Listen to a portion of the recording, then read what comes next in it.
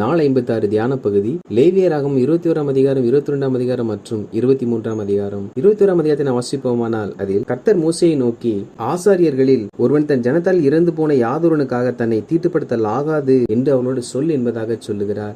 ஆசாரியர்கள் தேவனுடைய ஊழியக்காரர்கள். இவர்கள் ஒரு நாளும் ஜனங்களுக்காக தங்களை தீட்டுப்படுத்திக் கொள்ளக் கூடாதாம். அதாவது எந்த ஒரு ஊழியக்காரர்களும் தேவன் தங்கள் கொடுத்த அந்த ஊழியர் என்ற ஸ்தானத்தை ஜனங்களுக்காக தீட்டுப்படுத்த கூடாது. ஊழியக்காரர்கள் எல்லாவற்றிலும் முன்மாதிரியாய் வாழ்ந்து எந்த ஒரு மனிதனுக்காகவும் பரிசுத்தத்திலும் விசுவாசத்திலும் தேவன் தனக்கு கொடுத்த அபிஷேகத்தை விட்டு விலகாமல் தேவன் தனக்கு கொடுத்த பொறுப்பில் சரியா இருக்க வேண்டும் என்பதாக கர்த்தர் சொல்லியிருக்கிறார். ஏன் அவ்வாறு ஆசாரியர்களுக்கு அந்த கட்டளை கொடுத்தார் என்றால், தன் ஜனத்தாரில் பெரியவனாகிய அவன் வேறொருவனுக்காகவும் தன்னை பரிசுத்த குலைச்சலாக்கி தீட்டுப்படுத்தல் ஆகாது. அதாவது ஊழியக்காரர்கள் ஜனங்களில் பெரியவர்கள். காரணம், தேவனுடைய அபிஷேகம் அவர்களுக்குள் இருக்கிறது. எனவே தேவன் அவர்களிடத்தில் பெரிய பொறுப்பை கொடுத்தபடியினால் அவர்கள் எதினாலும் தன்னை தீட்டுப்படுத்தாதபடி பாதுகாத்துக் கொள்ள வேண்டுமாம். எனவே அவர்கள் தங்கள் குடும்பத்தில் யாராவது மரித்தாலும் அவர்களுக்காக மொட்டையடிக்காமலும் தாடியின் ஓரங்களை சிரைத்து போடாமலும் தங்கள் தேகத்தை கீறி கொள்ளாமலும் இருக்க வேண்டும் என்றும் கர்த்தர் கட்டளை கொடுத்தார். அப்படி என்றால் ஊழியக்காரர்கள் தங்கள் தலையிலும் தங்கள் தாடியிலும் தங்கள் சரீரத்திலும் செய்யக்கூடாதவைகளை செய்து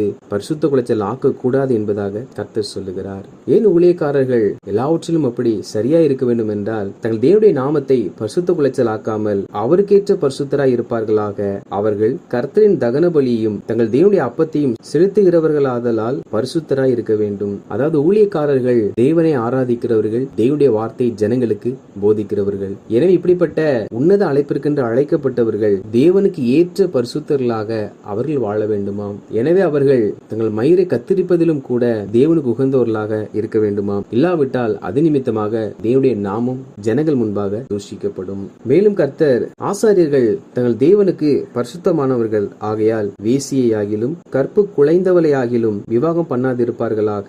தன் புருஷனாலே தள்ளப்பட்ட ஸ்திரீயும் விவாகம் பண்ணார்களாக. அதாவது ஆசாரியர்கள் வேசித்தனம் பண்ணின ஸ்திரீயையும் தன் கற்பை இழந்த ஸ்திரீயையும் விதவையையும் திருமணம் செய்து கொள்ளக் கூடாதாம். அதாவது திருமணத்திலும் கூட தேவனுடைய ஊழியக்காரர்கள் பரிசுத்தம் இல்லாதவர்களை திருமணம் செய்யாமல் கவனமாய் இருக்க வேண்டும் என்று கர்த்தர் சொல்லியிருக்கிறார். மேலும் ஒரு ஆசாரியனுடைய குமாரத்தி வேசித்தனம் பண்ணுவாள் என்றால் அவளின் தகப்பனா சுட்டு எரித்து போட வேண்டுமாம். காரணம், ஆசாரியனுடைய மகள் அப்படி வேசித்தனம் பண்ணும் பொழுது அது நிமித்தமாக தேவனுடைய நாமம் அங்கே பரிசுத்த குலைச்சலாக்கப்படும். மேலும் கர்த்தர் மோசையை நோக்கி, நீ ஆரோனோடு சொல்ல வேண்டியது என்னவென்றால், உன் சந்ததியாருக்குள்ளே அங்கவீனம் உள்ளவனும் குருடனும் சப்பானியும் குறுகின அல்லது நீண்ட அவயம் உள்ளவனும் கால் நொடிந்தவனும் கையொடிந்தவனும் கூணனும் குள்ளனும் பூவிழிந்த கண்ணனும் சொரியனும் அசருள்ளவனும் விதை நசுங்கினவனும் ஆசரிப்பு கூடாரத்திற்குள் சேரல் ஆகாது என்பதாக சொல்லியிருக்கிறார். அதாவது ஆசாரியனுடைய பிள்ளைகளாய் இருந்தாலும் இவருடைய பாதிப்புள்ளவர்கள் ஆசாரிய ஊழியம் செய்யக்கூடாது என்று சொல்லியிருக்கிறார். இவைகள் சரீரத்தினுடைய குறைபாடுகள் குறித்து சொல்லப்படாமல் ஒவ்வொன்றுக்கும் ஆவிக்குரிய அர்த்தங்கள் உள்ளன. எனவே தேவனுடைய ஊழியர்களாய் இருந்தாலும் அவர்கள் சத்தியத்தை அறியாத குருடர்களாக,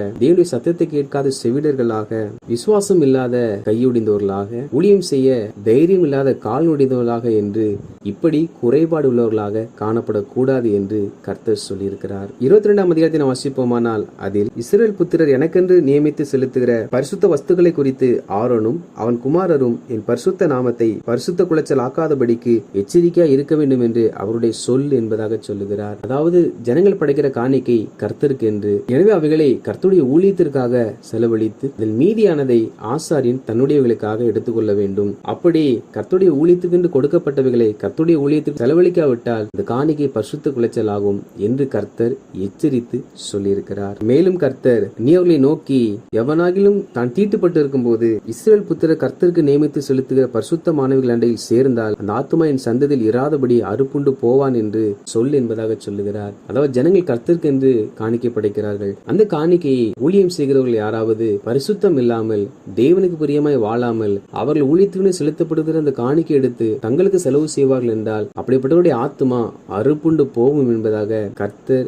ஆசாரியர்களை குறித்து எச்சரித்து சொல்லியிருக்கிறார். மேலும் இஸ்ரவேல் ஜனங்கள் செலுத்துகிற பலியில் பழுதுள்ளது ஒன்றையும் செலுத்தக்கூடாதாம். அப்படி பழுதுள்ளதை செலுத்தினால் அவைகள் அங்கீகரிக்கப்படுவதில்லை என்பதாக கர்த்தர் சொல்லியிருக்கிறார். அப்படினால் கர்த்தருக்கு நாம் செலுத்துகிற எல்லாவற்றிலும் குறைவு இல்லாமல் காணப்பட வேண்டும். நாம் செலுத்துகிற துதியாய் இருந்தாலும், நாம் செலுத்துகிற ஆராதனையா இருந்தாலும், நாம் செலுத்துகிற காணிக்கைகளாய் இருந்தாலும் அதில் எந்த ஒரு பழுதும் காணப்படக்கூடாது. பழுதுள்ளவைகளை நாம் படைப்போம் என்றால் அவைகள் ஒரு நாளும் தேவ சமூகத்தில் ஏற்றுக்கொள்ளப்படுவதில்லை. கர்த்தருடைய கர்த்தருடைய ஜனங்களாகிய நாம் செலுத்துகிற துதி பலிகளையும் ஆராதனையும் காணிக்கையும் பழுதில்லாமல் கர்த்தருக்கு செலுத்துகிறவர்களாக காணப்பட வேண்டும். அதுவே தேவனால் அங்கீகரிக்கப்படும். மேலும் கர்த்தருக்கு ஸ்தோத்திர பலியை செலுத்துவீர்களானால் மனப்பூர்வமாய் அதை செலுத்துங்கள் என்பதாக சொல்லியிருக்கிறார். கர்த்தருக்கு என்று நாம் ஸ்தோத்திரத்தை செலுத்தினாலும் ஆராதனை செய்தாலும் காணிக்கை கொடுத்தாலும் அவைகளை நாம் மனப்பூர்வமாய் செய்ய வேண்டுமாம். அப்படி என்றால் நம் மனது இல்லாமல் கட்டாயத்தினால் செலுத்துகிற துதி ஆராதனை காணிக்கை ஒரு நாளும் தேவனால் ஏற்றுக்கொள்ளப்படுவதில்லை. எனவே நாம் துதித்தாலும் ஆராதித்தாலும் கர்த்தருக்கென்று காணிக்கை படைத்தாலும் நாம் மனப்பூர்வமாய் மன மகிழ்ச்சியை அதை செலுத்த வேண்டும். 23ஆம் அதிகாரத்தை நாம் வாசிப்போமானால் இதில் ஆண்டவராகிய கர்த்தர் இஸ்ரவேல் ஜனங்கள் கொண்டாட வேண்டிய பண்டிகைகளை குறித்து சொல்லியிருக்கிறார். 6 நாளும் வேலை செய்ய வேண்டும். 7ஆம் நாள் பரிசுத்த சபை கூடுதலான ஓய்வு நாள். 6 நாள் நம்முடைய வேலைகளை செய்கிற நாம் 7வது நாளில் தேவ சமூகத்துக்கு வந்து கர்த்தரை ஆராதிக்கிறவர்களாக காணப்பட வேண்டும். மேலும் கர்த்தர் 1ஆம் மாதம் 14ஆம் தேதி அந்நேரமாகிய வேளையிலே கர்த்தரின் பஸ்கா பண்டிகையையும் அந்த மாதம் 15ஆம் தேதியிலே கர்த்தருக்கு புளிப்பில்லாத அப்ப பண்டிகையுமாய் இருக்கும். இஸ்ரவேல் ஜனங்கள் எகிப்திலிருந்து விடுதலையான அந்த நாள் பஸ்கா பண்டிகையாக அவர்கள் ஆசரிக்கிறார்கள். அதே போல கர்த்தருடைய ஜனங்களாகிய நாம் என்று ஆண்டவராக இயேசு கிறிஸ்துவை நாம் சொந்த இரட்சகராக ஏற்றுக்கொண்டோமோ அந்த நாட்களை நாம் விசேஷப்படுத்தி அந்த நாட்களில் நாம் தெய்வ சமூகத்தில் காத்திருந்து அதிகமாய் ஜெபிக்கலாம். காரணம் அவைகளே நம்முடைய வாழ்க்கையின் ஒரு புதிய ஆரம்பத்தை ஏற்படுத்தின நாள். இன்றும் அநேகர் தங்கள் ரட்சிக்கப்பட்ட நாளை பிறந்த நாளாக கொண்டாடுவதும் அந்த நாளை விசேஷப்படுத்துவதும் உண்டு. இன்னும் சிலர் தங்கள் ஞானஸ்தானம் பெற்ற நாளை தான் தங்கள் புதிதாய் பிறந்த நாளாக கருதுகிறார்கள். அந்த நாளிலும் சிலர் விசேஷப்படுத்தி அந்த நாள் அதிகமாய் ஜெபித்து அந்த நாள் நினைவு கூர்ந்து அந்த நாள் முதல் தங்கள் வாழ்க்கையில் ஒரு புதிய மாற்றத்தை கர்த்தர் உண்டாக்கும்படி தங்கள் வாழ்க்கையை அர்ப்பணிப்பார்கள். மேலும் கர்த்தர் நாங்கள் கொடுக்கும் தேசத்தில் நீங்கள் போய் சேர்ந்து அதன் வெள்ளாண்மையை அறுக்கும் போது உங்கள் அறுப்பின் முதல் பலனாகிய ஒரு கதிர்கட்டை ஆசாரிடத்தில் கொண்டு வர கடவீர்கள். அதாவது இஸ்ரவேல் ஜனங்கள் தேவன் தங்கள் கொடுக்கிற ஆசீர்வாதத்திலிருந்து கர்த்தருக்கு முதல் பலனை படைக்கிறார்கள். இதை அவர்கள் அறுப்பின் பண்டிகையாக ஆசரித்தார்கள். கர்த்தருடைய ஜனங்களாகிய நாம் ஒவ்வொரு மாதமும் தேவன் நமக்கு கொடுத்த நல்ல கையின் பிரயாசத்திலிருந்து கர்த்தருக்கு என்று தசம பாகத்தை செலுத்துகிறோம். அவர்கள் தங்கள் பலனை தேவனுக்கு கொண்டு வந்து கொடுத்ததை போல நாமும் தேவன் நமக்கு கொடுத்ததிலிருந்து 10ல் 1 கர்த்தருக்கு என்று படைக்கிறோம். நாம் செலுத்துகிற தசம பாகத்தை தான் இஸ்ரவேல் புத்திரர் செய்திருக்கிறார்கள். மேலும் கர்த்தர் உங்களுக்கு 7ஆம் மாதம் 17ஆம் தேதி எக்கால சத்தத்தினால் ஞாபகக்குறியாக கொண்டாடுகிற பண்டிகை என்கிற சபை கூடும் பரிசுத்த ஓய்வு நாளாய் இருப்பதாக. இஸ்ரவேல் ஜனங்களுக்கு எக்கால பண்டிகை என்பதாக ஒரு ஞாபகக்குறியாகிய ஒரு சபை கூடுதல் ஏற்படுத்தப்பட்டிருக்கிறது. எதை காண்பிக்கிறது என்றால் கர்த்தருடைய ஜனங்களாகிய நாம் ஒரு சபையில் அங்கத்தினராக இருக்கும் பொழுது அந்த சபை பிரதிஷ்டை பண்ணப்பட்ட ஒரு நாள் இருக்கும். அந்த நாளில் எல்லா சபைகளிலும் கூடுகைகளை வைப்பது வழக்கமாய் இருக்கிறது. ஏன் அவைகளை வைக்கிறார்கள் என்றால் சபை கட்டப்பட்டு இத்தனை ஆண்டுகள் ஆகிறது என்பதை ஞாபகப்படுத்துவதை அதை காண்பிக்கிறது. நாம் இக்காலத்தில் அப்படி சபை பிரதிஷ்டை பண்ணுவதை ஞாபகம் வைப்பதை போல அக்காலத்தில் அவர்களும் எக்கால பண்டிகை என்ற ஒரு பண்டிகையை ஆசரித்து தேவன் தங்களுக்கு செய்தவைகளை ஞாபகப்படுத்துவார்கள். மேலும் கர்த்தர் 7ஆம் மாதம் 10ஆம் தேதி உங்களுக்கு பாவ நிவர்த்தி செய்யும் நாளும் சபை கூடும் பரிசுத்த நாளுமாய் இருப்பதாக.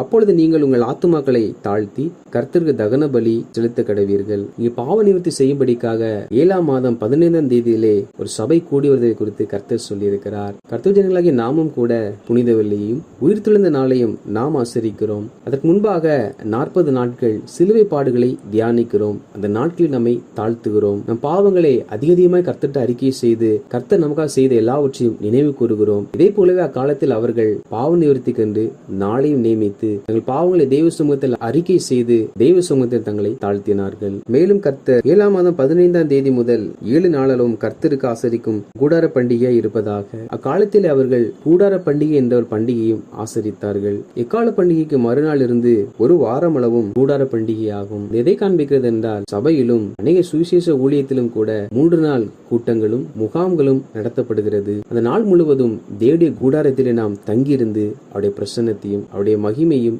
அதிகமாய் உணர்ந்து கொள்ள முடியும். நாம் இப்பொழுது 3 நாட்கள் 4 நாட்கள் என்று நாம் ஆசரிக்கிற இந்த கூடுகையை தான் அக்காலத்தில் அவர்கள் கூடார பண்டிகையாக ஆசரித்தார்கள். ஏன் ஆண்டவரை கர்த்தர் இப்படியெல்லாம் கூடி வர சொல்லுகிறார் என்றால் உங்கள் தேவனுடைய கர்த்தருடைய சந்நிதியில் 7 நாளும் மகிழ்ச்சியாயிருங்கள். அதாவது தேவன் ஏன் அவருடைய சமூகத்துக்கு வந்து பண்டிகை ஆசரிக்கும்படி சொன்னார் என்றால் அவள் பண்டிகை ஆசரிக்கும் பொழுது அவர்களுக்குள்ள ஒரு மகிழ்ச்சி தேவ சமூகத்தில் வருகிறபடியினால் கர்த்தரும் அவருடைய சமூகத்தில் அவர்களை மகிழ்ச்சியாக்குகிறார். எனவே கர்த்தருடைய ஜனங்களாகிய நாம் பார்த்த இவைகளின்படி நாம் ஆசரிக்க வேண்டிய இஸ்ரவேல் ஜனங்களுடைய பண்டிகை அல்ல, நாம் வழக்கமே ஆசரித்துக் கொண்டிருக்கிற எல்லாவற்றையும் சரியாய் ஆசரிக்கிறவர்களாய் காணப்பட வேண்டும். அப்படி தேவ சமூகத்தில் மகிழ்ச்சியாய் இருப்போம் என்றால் நிச்சயமாக ஆண்டவரை கர்த்தர் நம்முடைய வாழ்க்கையில் பெரிய மாற்றத்தை உண்டு பண்ணுவார். அப்படி நாம் தேவ சமூகத்தில் மகிழ்ச்சியாய் இருப்போம். கர்த்தர் தாமே வாசித்த கொடுத்த இந்த அதிகாரங்களின்படி நாம் வாழ்ந்து அவருக்கு சாட்சியாக இருப்ப நமக்கு கிருபை தருவாராக. ஆமேன்.